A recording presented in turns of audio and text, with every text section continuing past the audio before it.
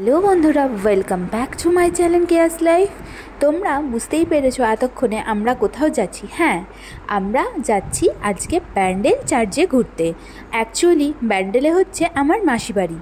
ছোটোবেলার থেকেই যখন এখানে আমরা ঘুরতে আসতাম দাদার সাথে সাইকেলে করে বা মেসোর সাথে সাইকেলে করে আমরা চলে যেতাম ব্যান্ডেল চার্চে।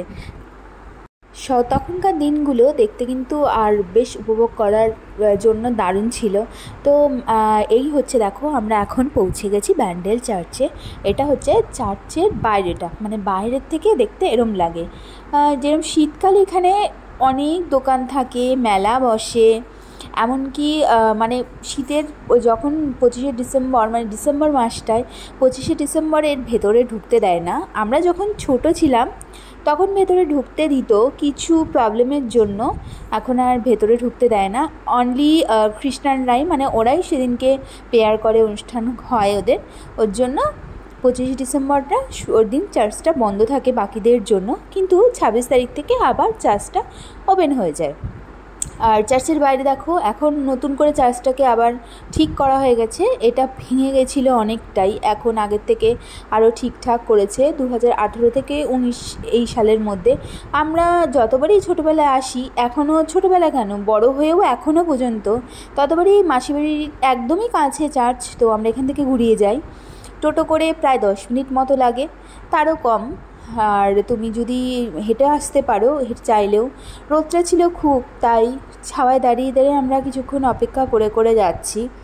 আর চার্চের ওই পেছনের দিকটায় অনেক বড় অনেক একটা মাঠ আছে। মাঠের সাইড দিয়ে গঙ্গা আর বয়ে চলেছে। পিকনিক স্পট আছে, যেখানে শীতকালে প্রচুর লোক আসে পিকনিক করতে বাইরে থেকে।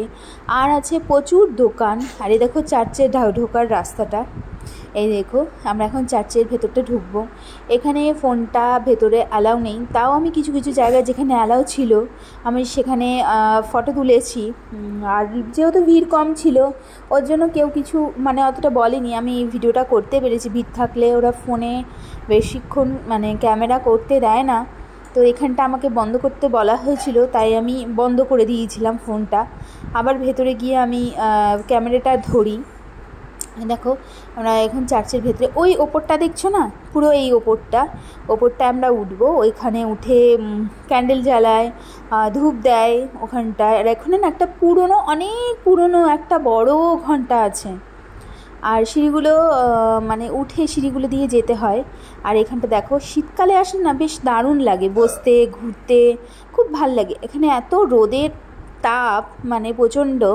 এখানটা দেখো, এই যেখানটা জল, এর মধ্যে না সবাই পয়সা ফেলে, মানে পেয়ার করে পয়সা ফেলে। আর এই দেখো সিঁড়ি দিয়ে এখন উঠছি আমরা যাচ্ছি ওপরে। প্রচণ্ড রোদ, এত রোদের তাপটাও অনেক ছিল। দেখো যাচ্ছি টপে। এটা হচ্ছে মানে অ্যাকচুয়ালি ব্যান্ডেল চার্চটার অনেক পুরনো হিস্ট্রি আছে, অনেক পুরনো চার্চ। এটা হচ্ছে পৃথিবীর 3য় বৃহত্তম চার্চ। আর ফার্স্ট হচ্ছে জানোই তোমরা জেরুজালে, যেখানে যীশু খ্রিস্টের জন্ম হয়েছিল। এটা তৈরি করেছিল লিওনার্দো দা ভিঞ্চি। তো এটার যে স্টোরিটা আছে, স্টোরিটা আমি একদিন বলবো। আমার কিছুটা হলে জানা আছে, ওইটুকুই আমি তোমাদের সাথে শেয়ার করব। বাকিটা আমি এখানে চার্চে পড়েই জানতে পেরেছি। দেখো প্রিয়সীও চলে যাচ্ছে ছাদে এই মানে টপে। দেখো এখানটা থেকে দেখতে চার্চটা আরও সুন্দর লাগে ওপরটায় উঠলে। সাইডে যে নদীটাও দেখা যায় সুন্দরভাবে, গঙ্গা নদীটা। ওই নদীটা দিয়েই যখন লিওনার্দো দা ভিঞ্চি যখন এসেছিলেন আর তোমার ব্যবসা করতে, তখন সেখানে তিনি ছিলেন। তারপরেই অনেকটা স্টোরি আছে এই চার্চটা তৈরি হয়। দেখো কি সুন্দর গঙ্গা নদী। গরমকালে, শীতকালে এখানটাতে তুমি যখনই এখানটা দাঁড়াবে না, খুব সুন্দর একটা হাওয়া পাবে।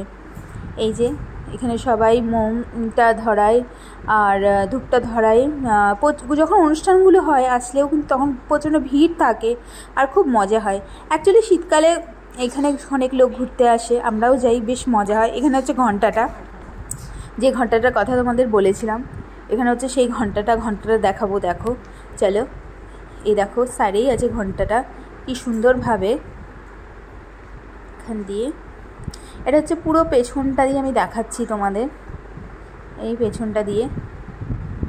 এই দেখো এখানটা দিয়ে। এবার আমি আস্তে আস্তে নিচে যাব। এখানটাও দেখো কিছুটা।